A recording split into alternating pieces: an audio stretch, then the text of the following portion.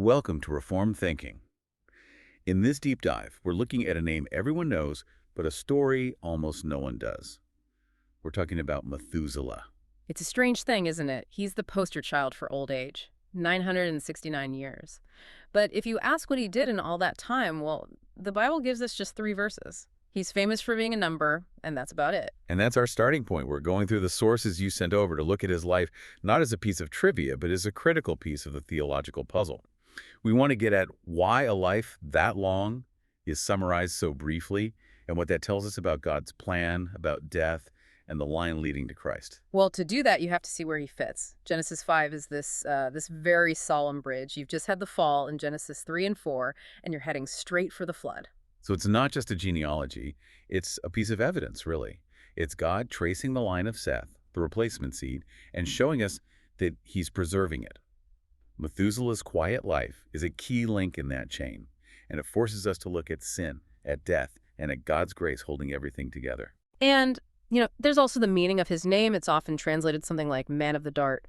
But there's a very old, very compelling interpretation that links it to a prophecy. In Hebrew, the name can be broken down. Methu comes from the root for death, and shalach means to send. So you're talking about the interpretation, his death shall bring it. Exactly that. When he dies, it will be sent. The idea is that his father, Enoch, named him prophetically. It suggests that for his entire 969-year life, he was a walking countdown clock to the judgment of the flood. It gives his incredible age a purpose from the very beginning. Okay, let's start there then. Let's unpack that incredible life, a life that seems tied directly to coming judgment. So the first thing we have to do is just look at the raw data, because Genesis insists on it. 969 years, the longest recorded life in Scripture. But what's so interesting is how the text breaks it down, almost like an accountant. It's a formula, and it's all about establishing a clear, trustworthy chronology. So first, the text tells us he lived 187 years, and then he fathered Lamech. 187 years. It sounds like an eternity to us, but it's that first key milestone. The light line has been passed on. The next link is secure. Right, and only after that crucial fact is established does the text give us the rest of his life. It says he lived another 782 years after Lamech was born. And during that time, he fathered other sons and daughters. But notice, they aren't named. The focus is squarely on that main covenant line. And the narrator does the math for us. 187 plus 782 equals 969.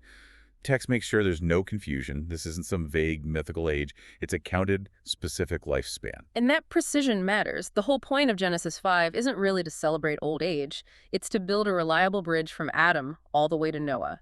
You, the listener, are meant to see that this history is traceable. Which brings us to the structure of the chapter itself. It's probably one of the most repetitive chapters in the whole Bible, and Methuselah's entry fits the pattern perfectly. It's this rigid 3-part sequence. It is, and that repetition is intentional. It's a literary device with a lot of theological weight. So part 1 is always the initial lifespan before the key son is born. X lived A years and fathered Y. That shows continuity. Okay. Then part 2 is the rest of his life. After he fathered Y, X lived B years. And he fathered sons and daughters. It shows life continuing in a fallen world. And then part 3, the conclusion. And all the days of X were A plus B years, and he died. That's the end point. For everyone. It's amazing to me that a life of almost 1,000 years, a life that brunches the time from Adam to the world of Noah's father, gets the same dry, formulaic treatment as everyone else. I mean, there's no drama, no stories, no evaluation of his character. His uniqueness is just wrapped in the plainest language possible. It's a very austere record. If we were writing it, we'd spend chapters on the man who lived 969 years. But Genesis refuses to let us focus on Methuselah's individual greatness. The text wants our attention on his legal covenantal function. And that function always ends with one single verb, a word that closes every biography in this chapter, except for one. Yes, the final word. And he died. In Hebrew, weamot. Let's talk about that word for a second. It's a specific form of the verb to die. It implies sequence, completion. It suggests that everything before it leads right to this final irreversible point. It's a full stop. And the repetition of weamot is everything. It's the story's unchangeable conclusion. And what's so powerful is that Methuselah's age of 969 years doesn't weaken that conclusion. It actually makes it more dramatic. He lasted longer than anyone, but he's still hit the same final wall. His long life didn't let him cheat the system. If the point was just to show that humanity survived, The author could have left that part out, but repeating "and he died" over and over again gives the chapter this liturgical, almost mournful feeling. Every life, no matter the length, gets the same verdict. It's counted, measured, and then it's over. You could even say that the precision of the numbers, the 1 in EAB7 plus 782, is there to make that final judgment hit harder. The text carefully counts every single year, just to show that even a massive pile of them can't cancel out the consequence of the fall. That's a great way to put it. The detailed chronology isn't for the archives. It's for the theological argument. It makes a final "and he died" more powerful, not less. And that brings us right to the core reason for this formula.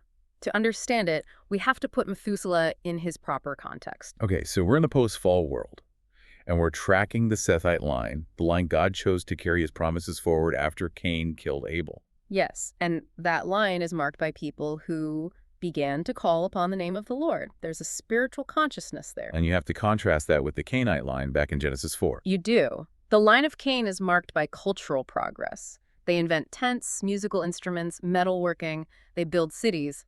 But it all culminates in Lamech's Song of Violence. It's a line of, let's say, worldly achievement and increasing sin. But the Sethite line, where Methuselah is focused on faithfulness. Yeah. And yet, both lines end up in the same place. That's the point. They are both subject to death. And that's what the repeated formula, "and he died," is meant to demonstrate. Genesis 5 is a list of judgments carried out. It confirms that the covenant of works with Adam was broken, and the penalty is being paid, generation after generation. So when God told Adam, "In the day you eat of it, you shall surely die," this chapter is the receipt. It's the proof that the warning was literal. Methuselah's 969 years just confirm that a long life is only a delay. It can't break the curse. He's exhibit A for the doctrine of original sin. Exactly. We talk about original sin as this abstract idea, but Genesis 5 shows its physical result. Death spreads to everyone because everyone is under Adam's headship. It's not some far-off legal idea. It's the reason every biography in this chapter ends with a grave. If we use the language of the confession, the guilt of Adam's sin is imputed to all of us. And that's why Wayamet is the mandatory end for every single person here, even the one who lived the longest. But just before we get to Methuselah, that grim pattern is broken. There's one stunning exception, and it makes Methuselah's death even more significant. His father, Enoch. Yes. With Enoch, the death chorus stops. Instead of "and he died," the text says he walked with God and he was not, for God took him.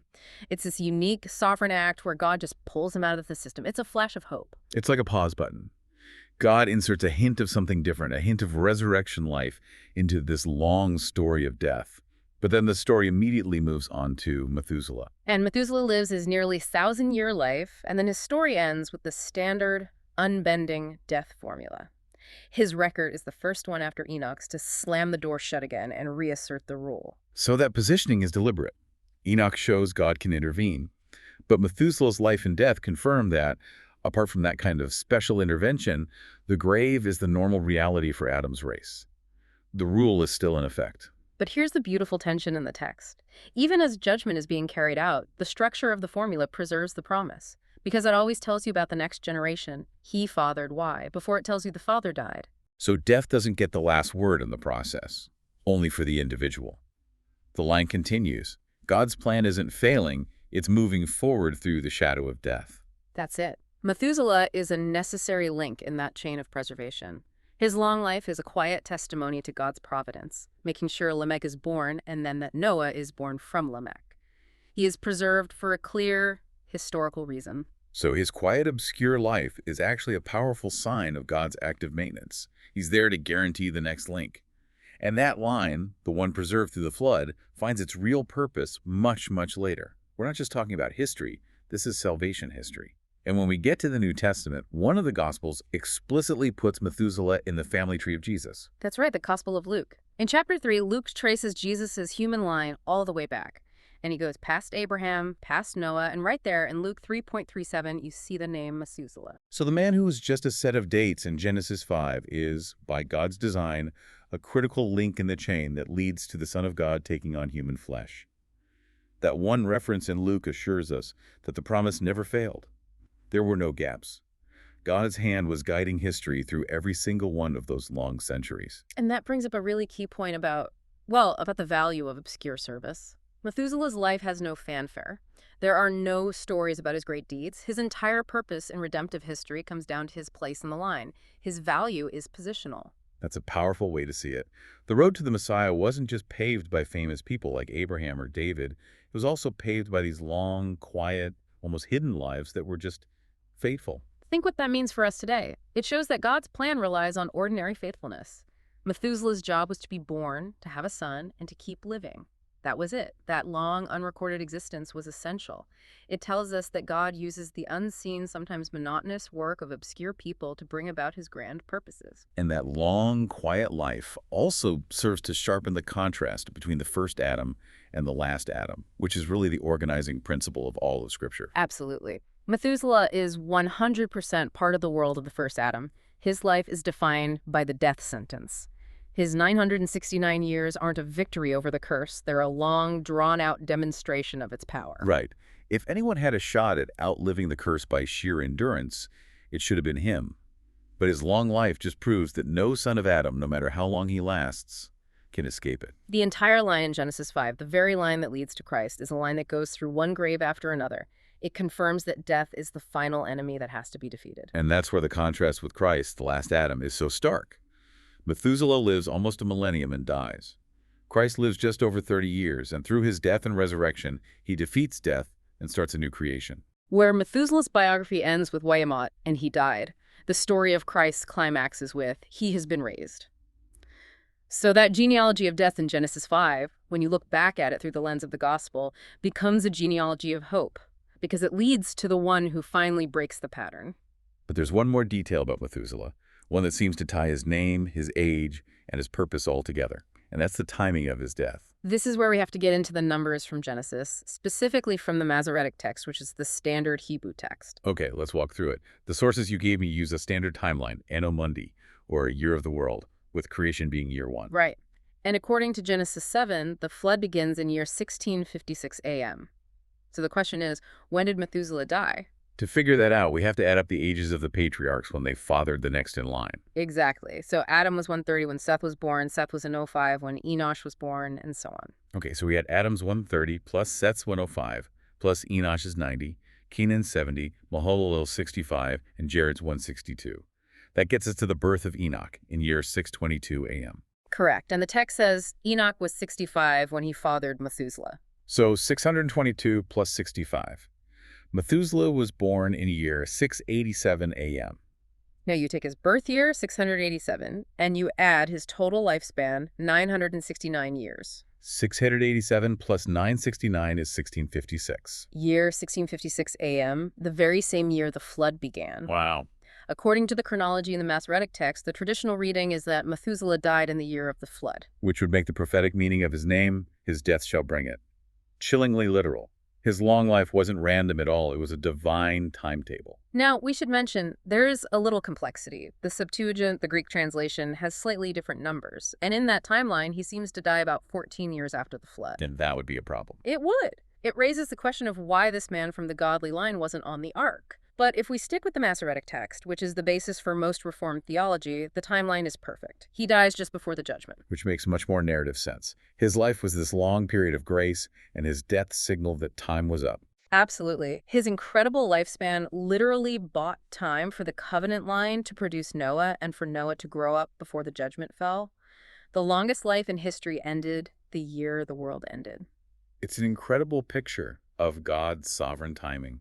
He was the final link, holding things together right until God shut the door of the ark. So when we pull all this together, Methuselah's story gives us some really solid theological takeaways, especially for our framework. The first one is that it reinforces death as a theological problem. Meaning it's not just a natural part of biology. His death, after all that time, confirms it's a divine penalty, a covenant curse. It's the wage of sin. Right. It's the great leveler.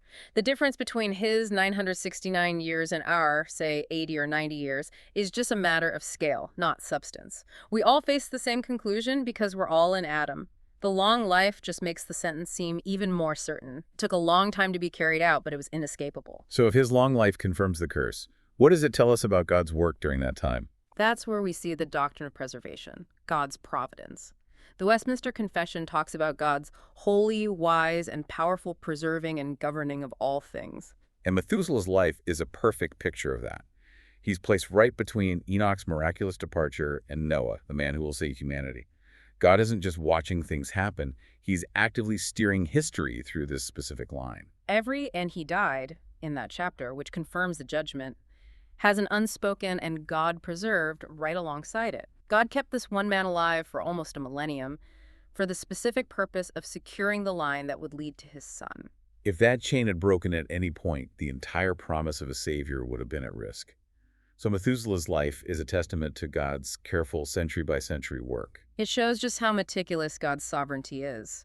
For his life to line up so perfectly with the year of the flood, it tells you God is in control of the details down to the exact year. And that pushes us straight into how we should think about our own lives. If a nearly 1,000-year life is boiled down to 3 verses, what does that mean for us? It brings us right to Psalm 90. Teach us to number our days. Ironically, Methuselah's very long life should make us realize how little time we have. In the light of eternity, whether it's 969 years or 90, it's over in a flash. So the question isn't, how long will I live? But how will I live the time I have? His life is a 1,000-year sermon on making our time count. And finally, his obscure life teaches us something about the value of quiet faithfulness. We live in a world that values fame and recognition. We celebrate the big names. But Methuselah accomplished his primary purpose just by being there and enduring. That is incredibly encouraging for anyone who feels like their work is unseen. It should be. It tells us that God's plan moves forward on the backs of people whose faithfulness is totally hidden from the world. So for anyone listening, your unrecorded acts of service, raising your kids in the faith, serving quietly at church, praying when no one sees, that is crucial to God's plan. His story tells us that no life lived in covenant with God is wasted, no matter how obscure it seems. So we've looked at Methuselah, the longest living man, and we found his life is defined by the universal reality of death under Adam, that relentless refrain. And he died. But at the same time, his placement in the line, his incredible lifespan, and his name in Luke's genealogy all point to God's precise preservation of the line of the promise. His long, quiet life was essential for steering history toward the last Adam. The story of Methuselah provides this long, dark background that makes the light of the gospel shine so much brighter. It shows that even 1,000 years of human life can't beat the curse. Only Christ can do that. And so we're left with this question, really. When your few brief years on this earth are over, will your story just be part of the old story of Adam and death, or will it belong to the new story of Christ and resurrection life?